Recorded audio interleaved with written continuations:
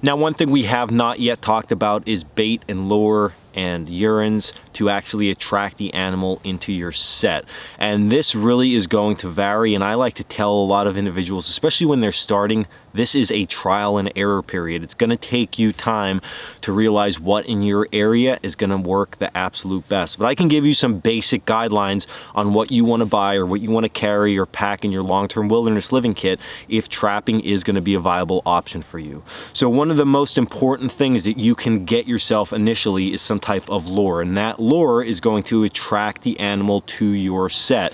Now, if you go online or into a trapping supply store, even to a bigger box store like Cabela's or Bass Pro, you are going to see a ton of different lures on the shelf. So which one do you actually buy? Again, trial and error for your specific area, but what I can recommend best is you want to get something that is multi-purpose. You don't want to pick something like a gland lure being made from specific glands of a specific animal. So they sell coyote gland lure or bobcat gland lure. Now, if you're going to trap coyotes, that might be a good idea, but if we're looking at the wilderness long-term living aspect of it and we're trying to secure meat, we want a good multi-purpose lure. So what I can recommend for that is something called Carmen's Raccoon Lure number 1. Now, I know it says Raccoon Lure number 1 in the name and you're thinking, well, I might want to get some fox or coyotes. I have caught almost every animal in my area with that number 1 Carmen's lure. It just seems like a good multi-purpose lure in my area. A small bottle goes a very long way. You don't need a lot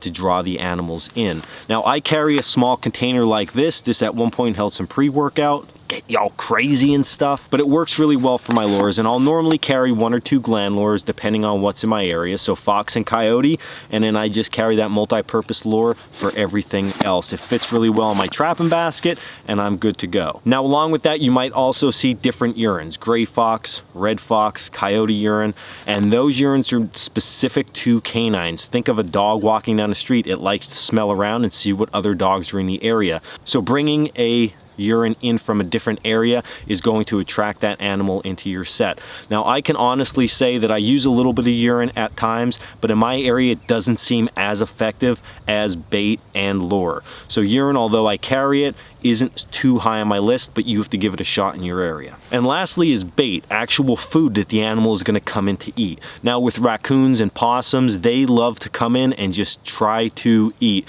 whereas canines seem to just be smelling around, sniffing around a lot more, and they're not actually going to dig up a dirt hole. I've had numerous times raccoons digging up dirt holes trying to get at that food. Now, you can buy all different types of foods at trapping supply stores, everything from ground mouse to different types of fish flavored baits, but what I have found that works the absolute best on the market is go buy yourself some tuna or some sardines. Throw them down the hole and it is just perfect. The animals go right up to it. And actually, at our last Bushman class, we got a few fox on sardines. So even fox will go up and stick their nose down that hole because they want to see what's going on down there. It's a cheap alternative to buying more expensive prepackaged baits that trapper supply houses are going to sell at a very high marked up price. So my recommendation is buy yourself a good multi-purpose lure, and after that multi-purpose lure, get yourself some sardines or some tuna, and you will be able to start trapping right away. And if you want to expand a little bit more, get yourself a more specialized lure, maybe some gland lure for fox or coyote or bobcat,